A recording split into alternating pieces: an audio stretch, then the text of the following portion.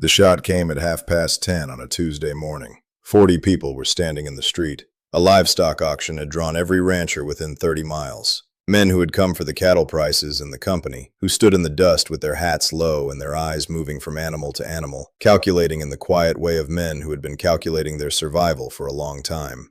The stranger was on the edge of it. He had not come for the auction. He had come through town 2 days earlier and had not yet left, which was unusual enough that 3 men had noticed. The man who paid them had noticed also. If you want to follow this story, and there is more to it than what happened in the street, stay close. Subscribe now. You will want to know how it ends. What do you think those 3 men deserved for what they did? Tell me in the comments. I will read every one. Now, the stranger's horse was standing at the rail outside the feed store. A solid bay animal, well-kept, trail-worn in the way that spoke of distance rather than neglect. The animal stood still in the way horses stand still when they know their owner is somewhere nearby and not alarmed. The shot came from across the street, not aimed at the stranger, at the horse. The bay dropped. 40 people heard it. 40 people turned. 40 people saw the 3 men on the other side of the street, still standing, one of them with a rifle, the smoke just beginning to clear in the morning air. And they saw the stranger. He was standing at the rail where his horse had been. He had not moved. He was looking at the bay, not at the 3 men, at the horse. The town went very quiet. The 3 men had thought this through. They had been paid well to think it through, and the man who paid them was not careless with his money. The calculation was simple. A public space, 40 witnesses, broad daylight. The stranger could not draw without becoming the problem. Whatever he had come to do in this town, whatever the man who hired them had been afraid of, it would end here. With the stranger, the aggressor, with 40 witnesses, with a sheriff who could be counted on to see things the way the man who paid the best wanted them seen. It was, as these things go, a good plan. The stranger knelt beside the horse. The crowd did not move. 40 people and none of them moved. There is a particular quality of silence that descends when a group of people simultaneously decides that what is happening in front of them is something they will be required to carry for a long time, something that will be brought out at dinner tables years later, described to children and grandchildren, who will ask what it felt like to be there. This was that silence. The bay had been a good horse. Anyone who spent time around horses could see that, in the animal's condition, the careful maintenance of hooves and coat, the easy way it had stood at the rail without fidgeting. A horse like that does not happen by accident. It happens through sustained attention over a long time. The 3 men who had shot it were watching the stranger kneel. The one with the rifle had lowered it. They were waiting for the reaction they had planned for. The angry draw, the public aggression, the moment that would turn 40 witnesses into 40 witnesses against the stranger, rather than against them. He stayed there for a long time. The 3 men looked at each other. One of them said something the people nearest didn't catch, something that drew a short laugh from the other 2. The crowd did not laugh. The crowd watched the stranger kneel in the dust and put one hand on the bay's neck, and the crowd was very still. He stayed there for 4 minutes, by the watch of the man who owned the hardware store, and who afterward told the story many times, always emphasizing the 4 minutes, always saying that in those 4 minutes he understood something he could not exactly put into words. Then the stranger stood. He did not look at the 3 men. He walked to the livery at the end of the street. He spoke briefly to the liveryman. He left his gear, saddle, bedroll, rifle scabbard, and walked back through the crowd, which parted without being asked, and continued to the far end of town where the undertaker kept his small office between the barber and the land registry. He was inside for less than 5 minutes. When he came out, he walked back through the middle of town without looking at anyone. He went into the hotel. He ordered a meal. He ate it. He went upstairs. The undertaker, later that day, was asked by the sheriff what exactly had happened in that office. The undertaker was a careful man. Careful in the way that men who work closely with death become careful, attentive to details that others overlook. He said that the stranger had paid for 3 graves, had paid in coin, in advance, with enough to cover a proper burial for each, had given descriptions of 3 men, not names, descriptions, height, build, hair, the particular set of a shoulder, the kind of hat each wore. The sheriff asked if the undertaker had refused. The undertaker looked at him for a moment. Then he said he had not seen cause to refuse a man for making arrangements. The 3 men the stranger had described heard about this by evening.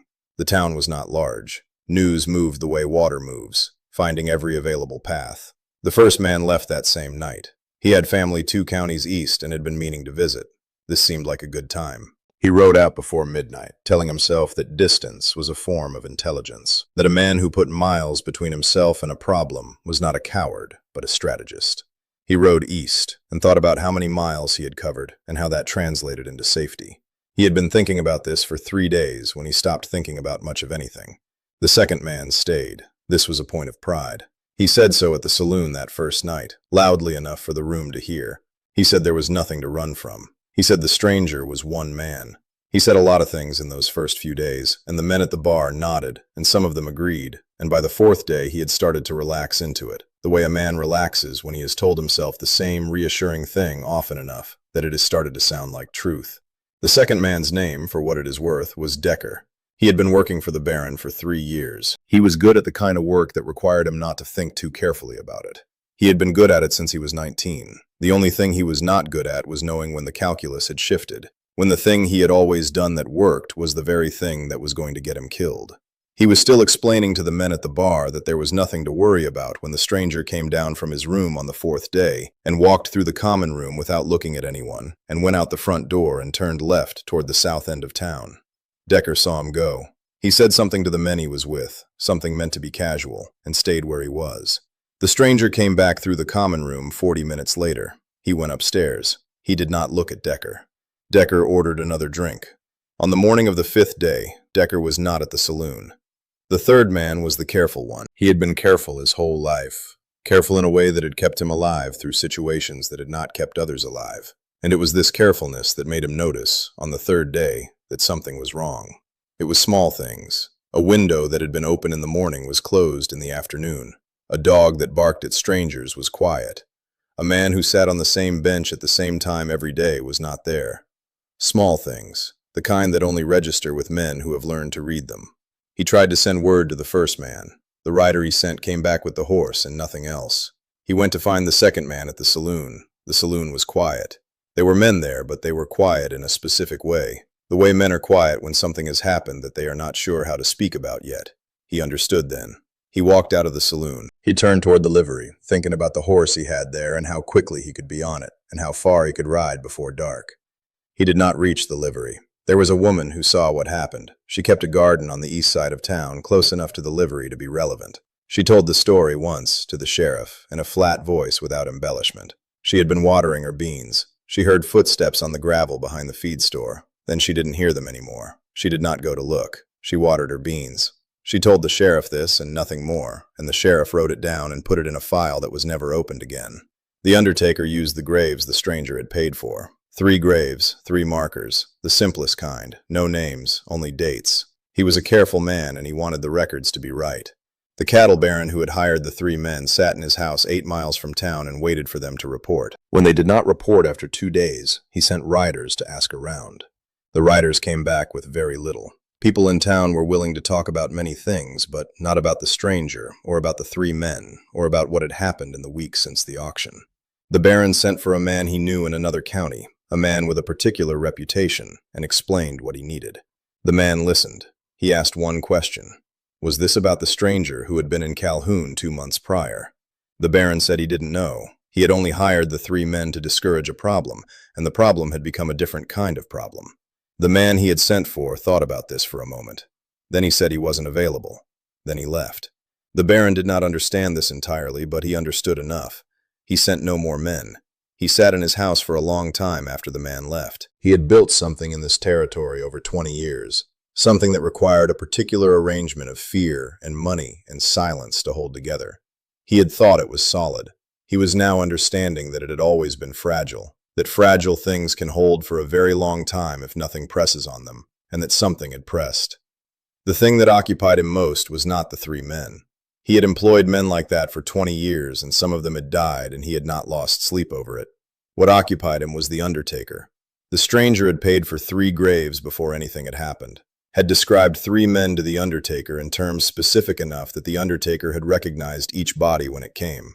He turned that fact over in his mind for a long time. It meant the stranger had been very certain, not hopeful, not aggressive, certain.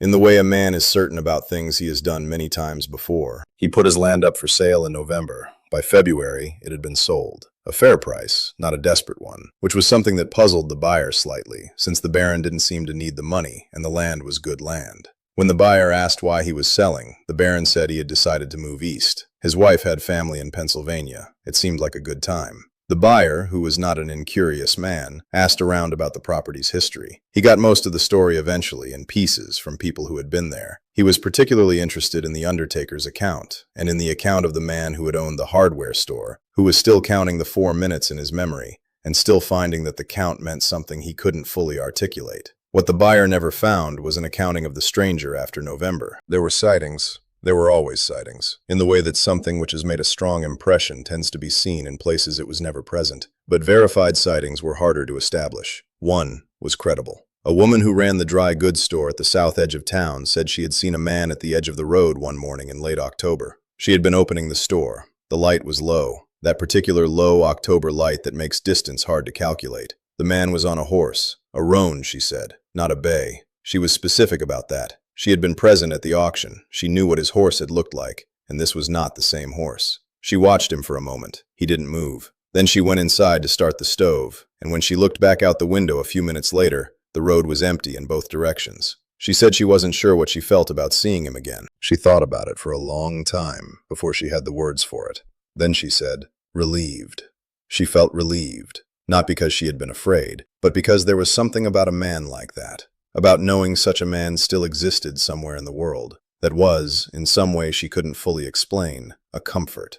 The Baron's land was good land. The family that bought it kept good records. 40 years later, a granddaughter went through those records looking for a history of the property and found a note the buyer had written, a summary of the story he had pieced together, the auction, the horse, the undertaker's account. He had written at the bottom, the stranger was never identified. He left no record. The people who saw him did not wish to describe him in any detail they didn't have to. I have the sense that they considered this a form of courtesy, that some men deserve the privacy of being unrecorded. I find I agree with them. The granddaughter read this and thought about it for a long time. She kept the note. It supported the family that worked it for many years. They did not know the history and did not need to. Good land is good land. The roan horse was seen once more, briefly, at the edge of the county road heading north, by a boy of 11 who was coming back from his grandfather's farm, and who stopped to watch the rider until he disappeared over the low ridge. The boy remembered it the rest of his life, not because of what the man looked like, he was too far away for that, but because of how he rode, not fast, not slow. The particular pace of a man who knows exactly where he is going, and is in no hurry to pretend otherwise. The boy grew up to be a man who paid attention to how other men carried themselves. He worked cattle for 30 years, and then he sold the cattle and bought a small house with a porch that faced west. And in the evenings, he sat on that porch and watched the light change on the hills, and sometimes he thought about the rider he had seen at 11 years old, and what it meant that a man could move through the world, leaving so little trace that even the people who had seen him couldn't quite say what they had seen. He thought it was something worth aspiring to. He was never entirely sure he had managed it. He paid attention to how other men carried themselves. He said later that he had spent 40 years looking for someone who rode like that, and that he had never found one. Some things don't repeat. If this story stayed with you, leave a comment. What do you think those 3 men deserved for what they did in the street that morning? I want to know where you land on that. Subscribe if you haven't. There are more stories from the frontier. Every one of them costs something.